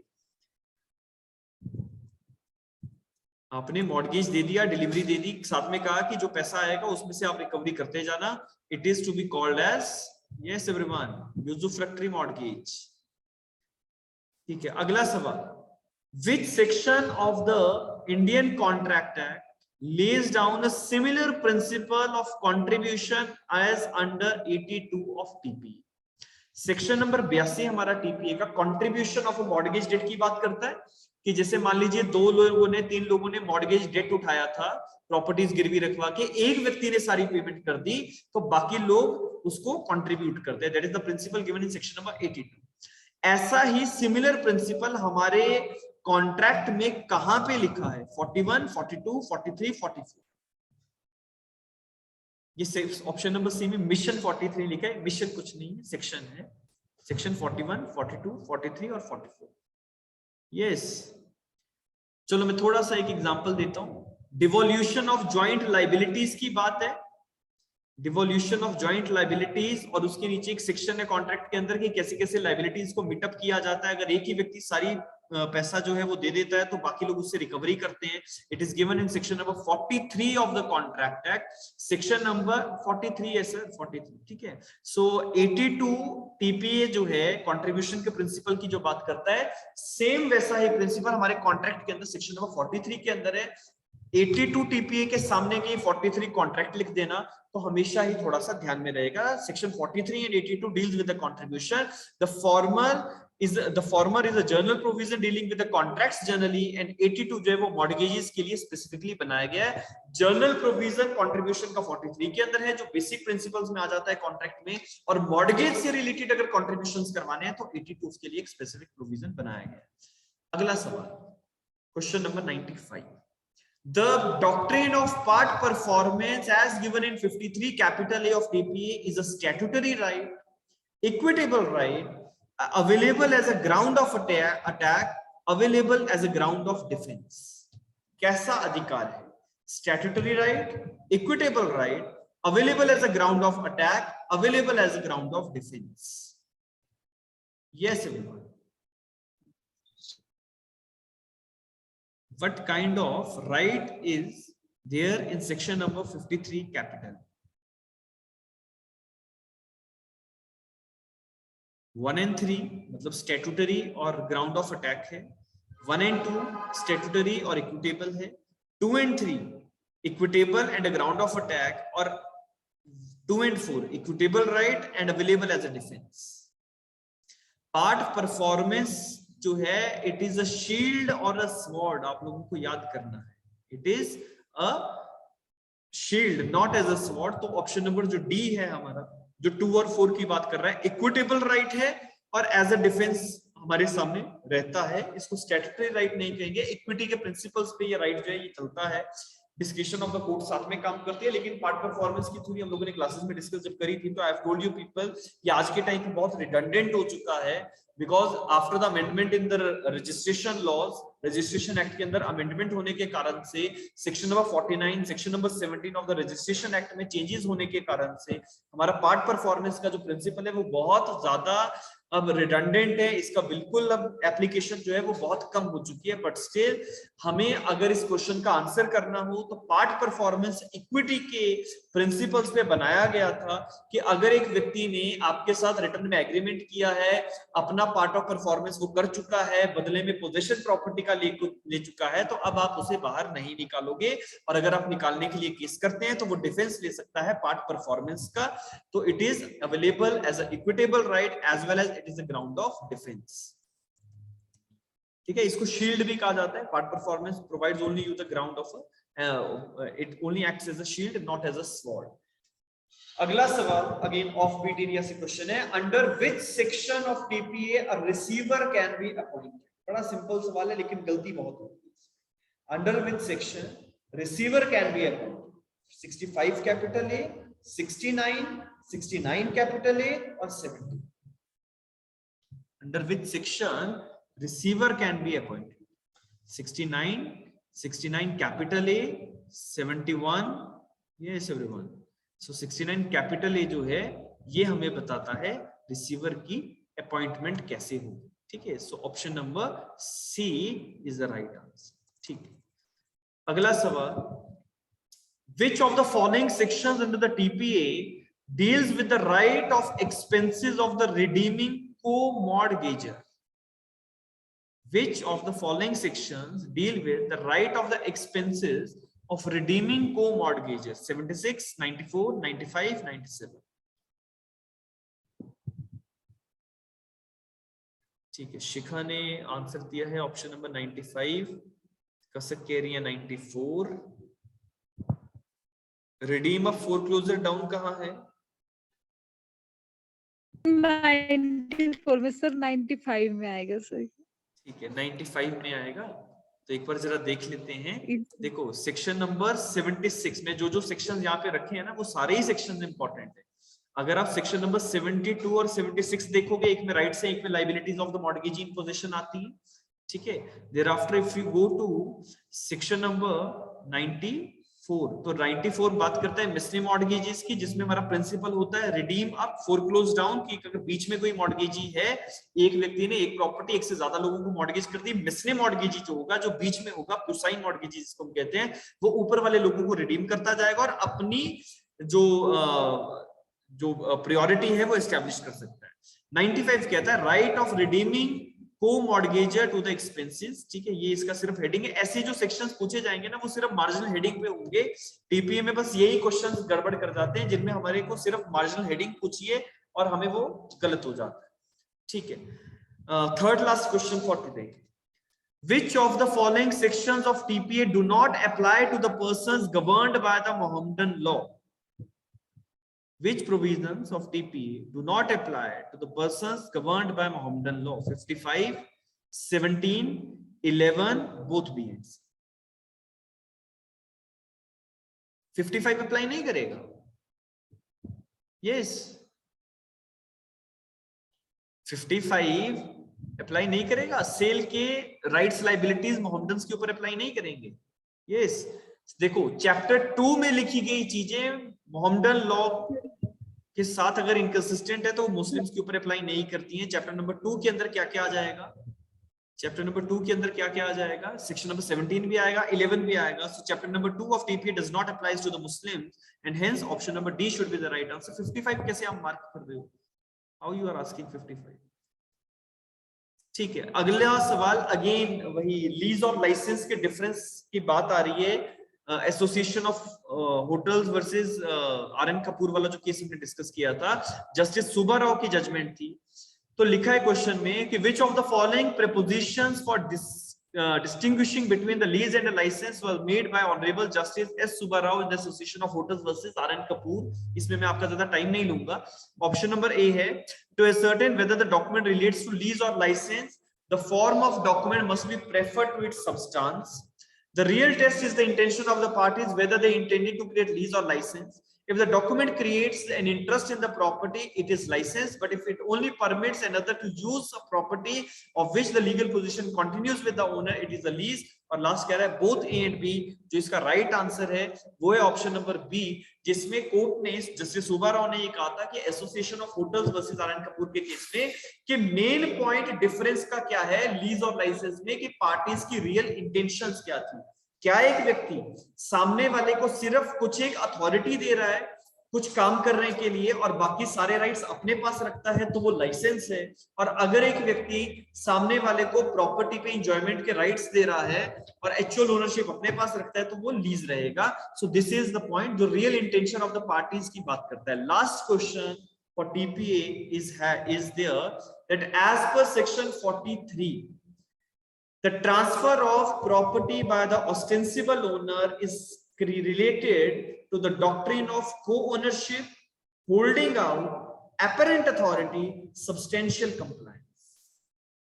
ये भी लिख लेना, answer जो इसका आएगा वो 43 के आगे की लिख लेना। The transfer of property by the ostensible owner related to the doctrine of co-ownership, holding out, apparent authority, substantial compliance.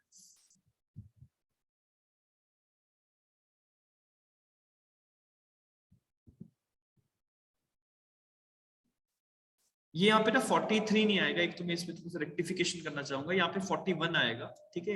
As per section number 41 of TPA ostensible owner के अगेंस्ट जो डॉक्ट्रिन अप्लाई करती है वो कौन सी है? Ownership, holding out, apparent authority, substantial compliance. The right answer is option number B, that is holding out की theory जो है वो ऑस्टेंसिबल ओनर्स के अगेंस्ट चलती है। सेक्शन नंबर 41 नहीं, 41 आएगा, यहाँ पे 43 नहीं आएगा। I am reading the explanation to this that a transferee from the ostensible owner is protected against the real owner, कि अगर एक व्यक्ति ने ostensible owner से प्रॉपर्टी खरीदी है उसको एक बेटर टाइटल मिल सकता है, ठीक है।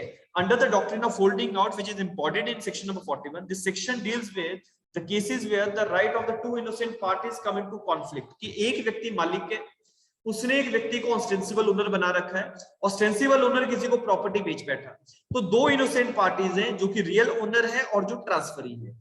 अगर प्रॉपर्टी ए के द्वारा ओन की गई थी but B is allowed by A to show as a owner, तो बी नाम का व्यक्ति अगर लोगों की नजर में एक ऑस्टेंसिबल ओनर की तरह दिखता है और बी इसका फायदा उठा लेता है and sells the property to a bona fide purchaser, किसी और व्यक्ति को अगर वो प्रॉपर्टी बेच देता है, the question arises whether it can recover the property from such purchaser. The answer is since the owners rendered fraud possible, जो रियल ओनर था प्रॉपर्टी का उसके कारण से ये फ्रॉड हो पाया, ठीक है। वो चुप रहा, उसने एक व्यक्ति को ऑस्टेंसिबल ओनर बनाया जिसके कारण से तीसरे व्यक्ति को प्रॉपर्टी बेच दी गई, तो होल्डिंग आउट की थ्योरी चलती है and it will be considered as if B is the owner, ostensible owner जो है वही ओनर है ऐसा हम समझेंगे, ठीक है। By holding out B as a owner he has to suffer, ठीक है। ही हैज टू सफर मतलब जो रियल ओनर है उसको सफर करना पड़ेगा। So these are basic questions as far as the subject of TPA is concerned, ठीक है। अभी इसमें मैं एक छोटा सा आप लोगों को ऑप्शन दे सकता हूं कि जैसे कुछ एक लोगों ने अगर टीपीए के सेशंस अभी रिवाइज किए लेकिन अभी भी अगर दिक्कत है तो those who are the students of the foundation course, ठीक है, तो आप लोग क्या करना, रिकॉर्डेड सेशंस जो है, ठीक है, कंप्लीट सेशन जो रिकॉर्ड कर रखे हैं वो एक बार जरूर एक बार गो थ्रू कर लेना। कहीं पे अगर दूसरा ये है कि अगर किसी सेक्शन में किसी प्रोविजन में प्रॉब्लम आती है तो वो प्रोविजन मेरे पास मेंशन कर देना, वी कैन डिस्कस दैट, ठीक है। But otherwise as far as the TPA classes are concerned, I am covering it today itself, ठीक है। इसको आज मैं वाइंड अप कर रहा हूं and by Monday we are going to start with the Stamp Act, ठीक है। तो मंडे से अभी मेरे को 2 दिन लगेंगे बिकॉज स्टैम्प एक्ट में जो अमेंडमेंट्स है उनको एक बार कंसोलिडेट करके देखना है क्या क्या है। So by Monday we are going to start with the stamp act. Stamp act में मुझे थोड़ा सा एग्जॉस्टिव चलना पड़ेगा क्योंकि सभी के लिए वो करवाना है। सो this is all for today, ठीक है।